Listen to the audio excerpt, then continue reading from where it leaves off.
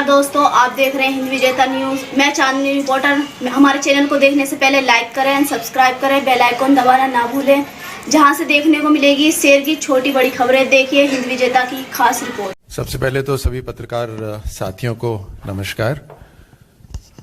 आप सबको यहाँ देखकर अच्छा लग रहा है। स्वस्थ रहें, खुश रहें और पूरे देश को जागरूक रखें।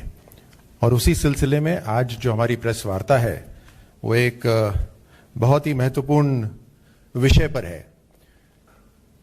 इस देश के अंदर देश का कानून चलता है, लेकिन राजस्थान के अंदर एक अंधा कानून चलता है।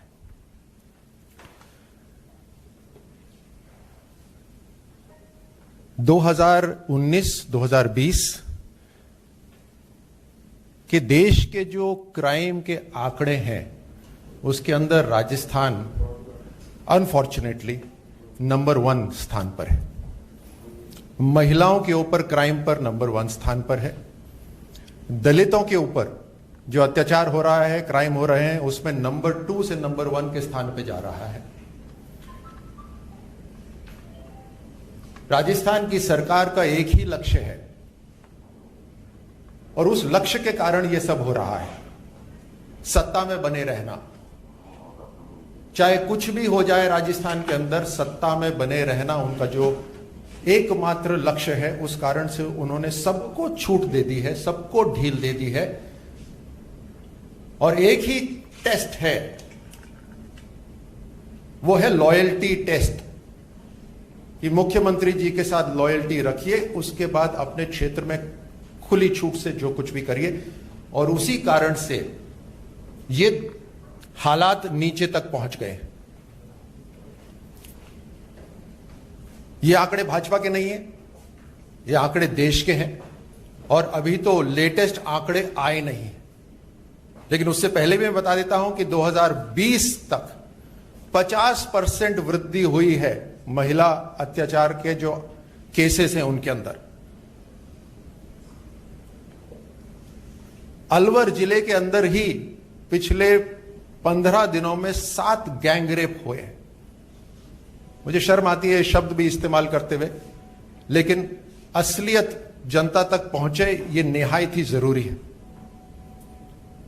इनके जो लीडर हैं वो अपने महलों, काल्पनिक महलों में रहते हैं, किताबों से पढ़ के बातें बोलते हैं, जमीन से जुड़े हुए नहीं हैं। इसलिए बातें तो बड़ी बड़ी करते हैं, लेकिन जहां पर अनैतिकता की आंधी आती है वहां पर मंद गांधी महात्मा गांधी के पीछे हो जाते हैं।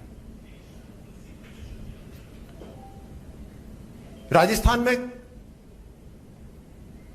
इनकी कोई नहीं सुन रहा। कोशिश करी, ऐसा नहीं। माकन गए, पांडे गए और गए वेणुगोपाल। पूरे दिन लगी बड़ी बड़ी चौपाल, लेकिन राजस्थान कांग्रेस की सरकार में नोटों के आगे कुछ नहीं चलता। और पीड़ित, शोषित, वंचित इनकी कोई नहीं समझता। और इसी कारण से एक के बाद एक वहां पर ऐसे घिनौनी करतूतें हुई हैं। और मैं आपको आप ही के द्वारा जो लिखी हुई खबरें हैं वो दिखा रहा हूं। 38% increase in crime against women. और मैं तो उसी क्षेत्र से आता हूं, तो मैं आपको बतला देता हूं, जो उनका बचाव है कि हमने केस करना आसान कर दिया, ऐसा नहीं है। केस करने के लिए भी वहां पर जनप्रतिनिधियों को जाना पड़ता है। 6 महीने में दुष्कर्म की वारदातें 30% बढ़ गई। पिछले 30 दिन में ही 550 केसेस आए। पिछले 30 दिन के अंदर 550 केस। एक भूखी महिला जो खाना मांग रही हो, उसके साथ में लॉकडाउन में रेप होता है। जयपुर में छत पे कपड़े सुखाने गई एक लड़की को उठा के ले जाते हैं। आप राजस्थान आए तो बस स्टैंड पे खड़े मत होइएगा अकेले, क्योंकि अलवर में उठा के ले गए। अपनी गाय को चराने के लिए कोई जाती है तो उसको उठा के ले जाते हैं। ये गैंगरेप्स हैं सारे। राजस्थान के लिए कानून अलग है क्या? और जब सवाल करने नौजवान जाते हैं तो उनको इस तरह से पीटा जाता है।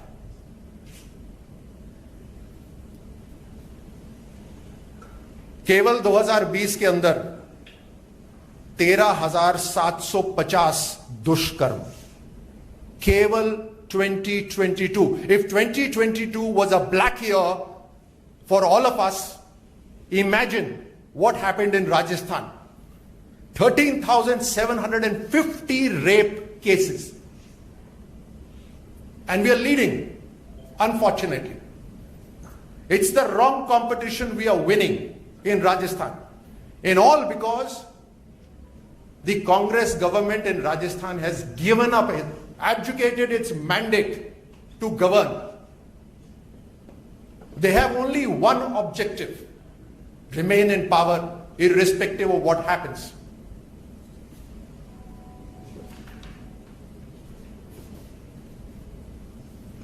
एक के बाद एक घटनाएं हैं, मैं इसमें नहीं जा रहा, और एक से एक बर्बर घटनाएं हैं, एक एक तारीख की है, एक एक तारीख की घटनाएं हैं। Law applies differently in Rajasthan it seems. जो कानून है वो देश का, उसको अलग ही ढंग से अप्लाई करा जाता है राजस्थान के अंदर। हत्या किसी की भी हो और कोई भी करे, उसके बाद न धर्म, न जाति, न वर्ग, कुछ समुदाय, कुछ नहीं देखा जाना चाहिए। यह देश का कानून कहता है। और मीडिया में हल्ला भी होता है, सही होना चाहिए।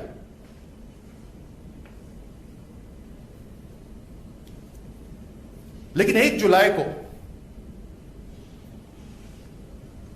एक कृष्ण वाल्मीकि नामक व्यक्ति की सरियों से और डंडों से मार मार के हत्या कर दी गई,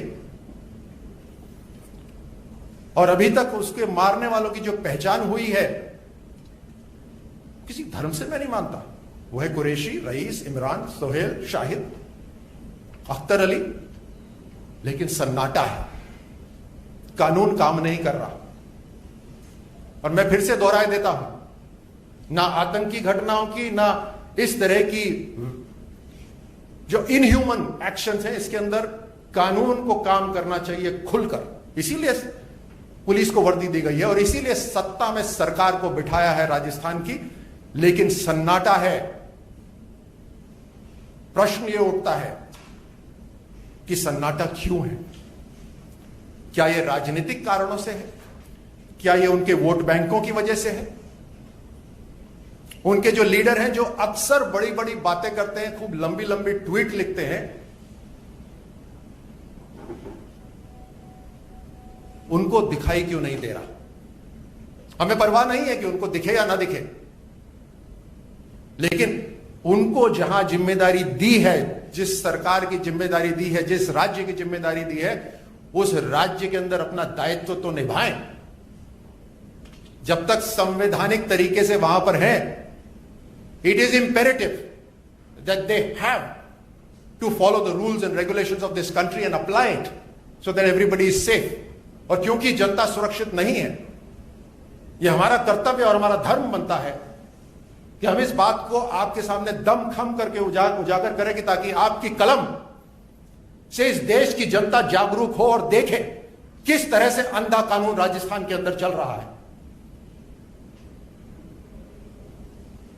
मैं आंकड़ों में जाऊंगा, मैं पढ़ के सुनाऊंगा तो वो एक एक गैंगरेप मात्र आंकड़ा हो जाता है। ऐसा नहीं हो सकता। आप उस शरीर के अंदर घुस के देखिए, आप उस अंतरात्मा के अंदर घुस के देखिए, उस बच्ची के जीवन का देखिए जिसके साथ ये सब हो रहा है और बार बार हो रहा है। खुद को 5 सितारा होटल के अंदर बंद कर लेते हैं, चारों तरफ से कई घेरे लगते हैं पुलिस के, ताकि ना अंदर वाले बाहर जा पाए, ना बाहर से सिग्नल अंदर आ पाए। लेकिन जनता की सुरक्षा एक नाम भी नहीं। ये कौन सी सरकार है? ऐसी सरकार तो हमने नहीं देखी कभी। और ये सरकार हटेगी, वहां से निश्चित तौर से हटेगी, क्योंकि जनता देख रही है इसको।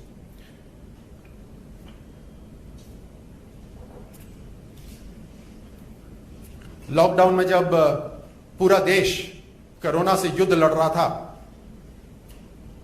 उस समय राजस्थान की महिलाएं, राजस्थान की बच्चियां सिर्फ कोरोना से ही नहीं अपने आप को बचा रही थी, बल्कि इन हैवानों से भी अपने आप को बचा रही थी, क्योंकि इनको बचाने वाली वहां जो सरकार है वहां कान नाक बंद करके बैठी हुई थी। धन्यवाद।